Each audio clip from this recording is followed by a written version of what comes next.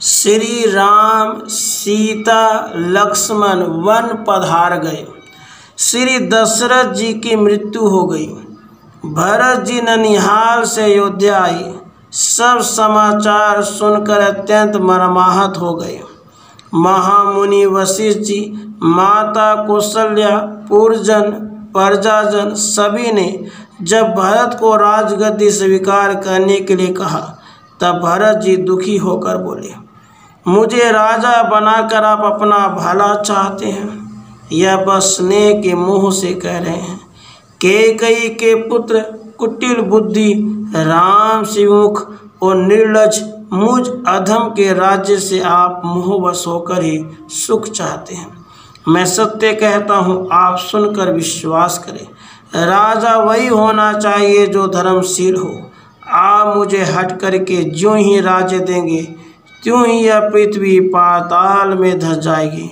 रसा रसतल जाए ही तब ही, मेरे समान पापा घर कौन होगा। मोही समान को पाप निवासो, जिनके कारण श्री सीता जी तथा श्री राम जी का वनवास हुआ। महाराजा तो राम के बिछुड़ते ही स्वयं स्वर्ग को चले गए।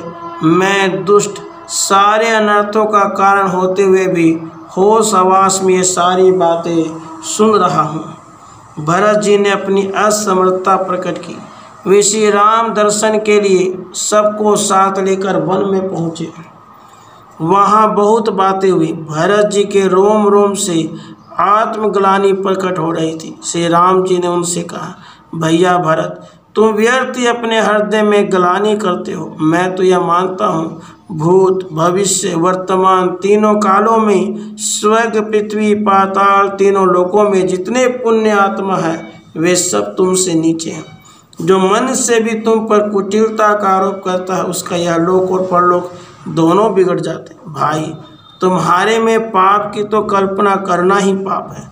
तुम इतने पुण्य जीवन हो कि तुम्हारा नाम स्मरण करते ही सब पाप, प्रपंच और सारे अमंगलों के समूह नष्ट हो जाएंगे तथा इस लोक में सुंदर यश और परलोक में सुख प्राप्त होगा।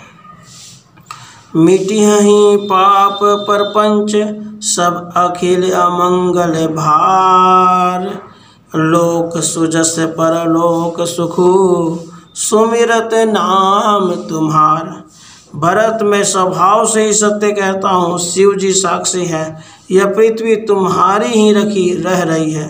भरत भूमि रह रावरी राखी। धन्य भाय, धन्य प्रेम, धन्य गुण दर्शन, धन्य राम, धन्य भरत।